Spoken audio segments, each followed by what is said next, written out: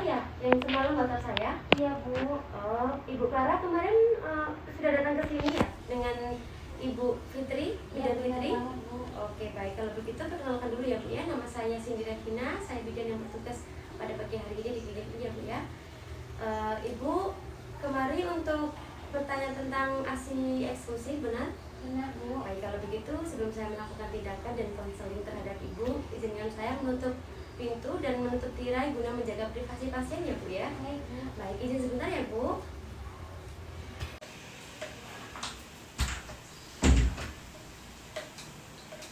Terima kasih ya Bu dan maaf sudah menunggu. Saya isi data Ibu dulu ya. Baik Bu. Oke baik. Di sini saya akan menjelaskan tentang tujuan daripada ASI eksklusif, begitu ya Bu. Tujuan saya menjelaskan tentang ASI eksklusif yaitu untuk meningkatkan kesadaran ibu hamil dan ibu menyusui tentang pentingnya pemberian ASI eksklusif, terutama kepada ibu sendiri yang sedang dalam menyusui, begitu ya Bu. Iya Bu. Dan di sini penjelasan tentang ASI eksklusif adalah ASI yang diberikan kepada bayi sejak dia lahir hingga usianya 6 bulan dan tanpa ada tambahan atau pengganti berupa makanan atau minuman lainnya termasuk air putih, gitu ya Bu ya. Nah, dan di sini juga ada manfaat dari ASI eksklusif.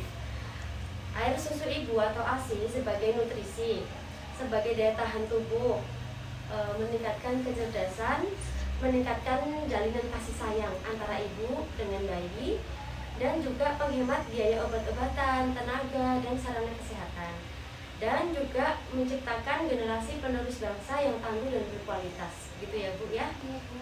Untuk ASI sendiri ada beberapa zat kekebalannya, begitu ya Bu. Yang pertama ada faktor bifidus. Dalam faktor bifidus ini mengandung proses perkembangan bakteri yang menguntungkan dalam usus bayi dan juga dapat mencegah pertumbuhan bakteri yang merugikan. Lalu yang kedua ada laktoferin, yaitu mengikat zat besi dalam ASI sehingga zat besi tidak digunakan oleh bakteri patogen untuk pertumbuhannya. Lalu yang ketiga anti alergi, dan yang keempat dapat mengandung zat antivirus polio, dan yang terakhir yaitu dapat membantu pertumbuhan selaput usus bayi sebagai perisai untuk menghindari zat-zat merugikan yang masuk ke dalam peredaran darah pada bayi, begitu ya Bu ya. Iya Bu. Lalu untuk jenis-jenis ASI sendiri yaitu ada 3 ya Bu. Yang pertama kolestrum, yang kedua air susu masa peralihan, dan ada juga air susu matur. Dalam kolestrum yaitu merupakan cairan yang pertama kali cairan kental dengan warna kuning kekuningan dibanding susu matur. Disekresi hari ke-1 sampai ke-3 bila dipanaskan akan menggumpal, sedangkan ASI matur tidak.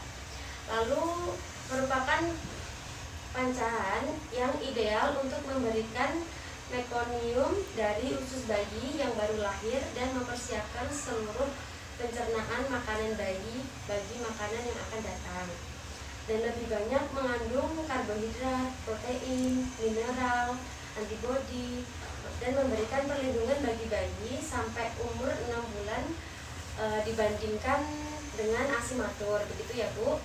Lalu untuk air susu masa peralihan yaitu merupakan ASI peralihan dari kolestrum sampai menjadi ASI yang matur.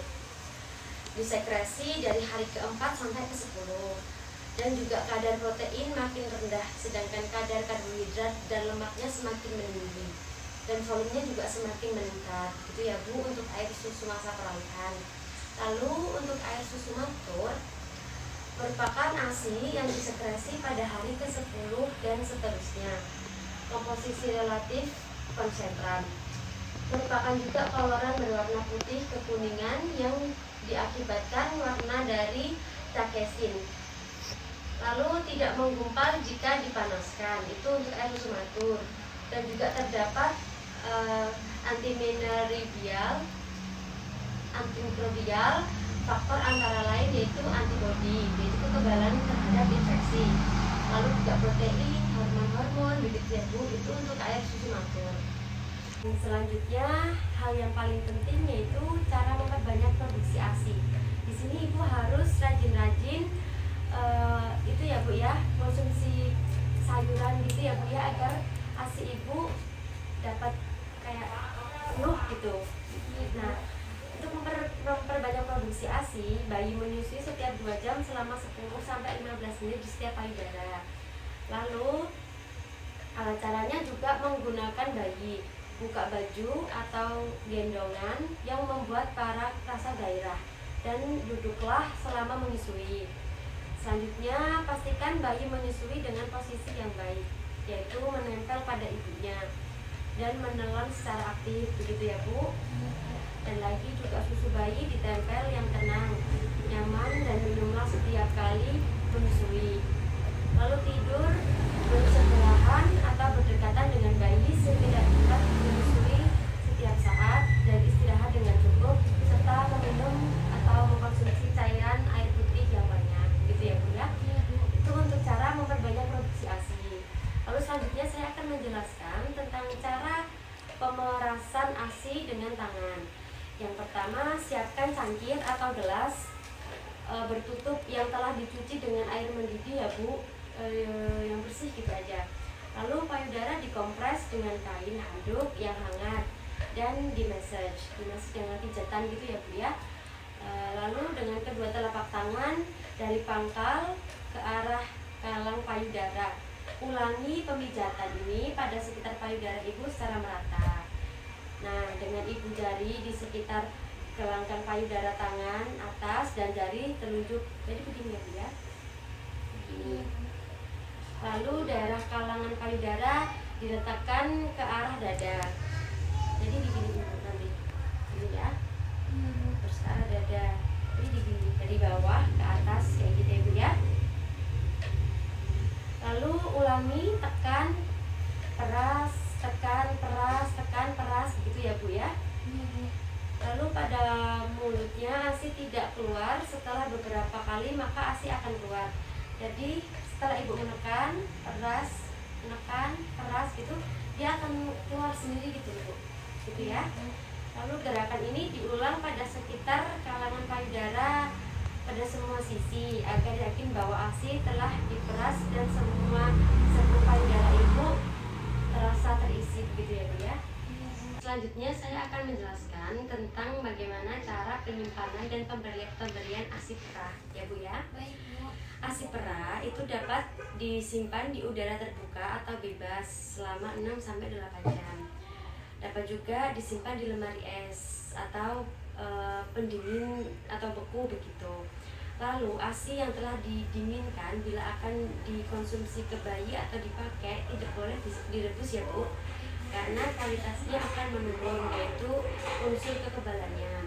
Lalu ASI tersebut cukup didiamkan beberapa saat di dalam suhu kamar, atau ibu dapat mendinginkannya dengan cara di dalam wadah yang telah berisi air panas. Itu dapat ditaruh wadahnya yang ibu kasih air susu perahnya itu. Jadi nanti dia akan minta air sendiri begitu ya bu. Dan apabila udah begitu langsung bisa diberikan ASI-nya tersebut dengan menggunakan sendok begitu ya bu.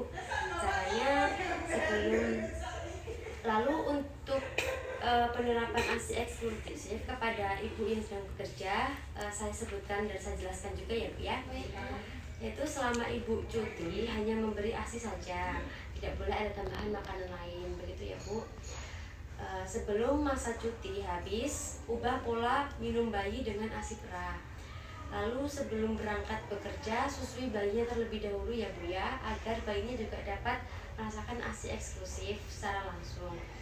Lalu selama ibu di kantor, perah air susu setiap 3-4 jam. Jadi ibu harus rajin-rajin memerah air susu ketika ibu berada di kantor atau sedang bekerja, begitu ya bu. Dan simpan di lemari es. Selanjutnya nanti dapat dibawa pulang untuk diberikan kepada bayinya. Dan setelah dihangatkan atau diberikan dengan sendok, ibu juga dapat memberikan ASI-nya itu kepada bayinya, gitu bu. Apakah tadi yang sudah saya jelaskan ibu sudah mengerti atau ada yang gimana gitu bu? Saya sudah paham. Sudah paham ya? Oke, baik, kalau begitu Ibu sudah tidak ada pertanyaan lagi ya Bu ya? Iya Bu. Nanti apabila Ibu terdapat pertanyaan lagi atau ada hal lain yang ingin ditanyakan, Ibu bisa datang kembali dengan saya maupun dengan bidan yang lain, begitu ya Bu ya? Baik Bu. Baik, kalau begitu saya permisi dulu ya Bu ya. Ibu, saya juga mau pamit ya. Ya, Terima makasih.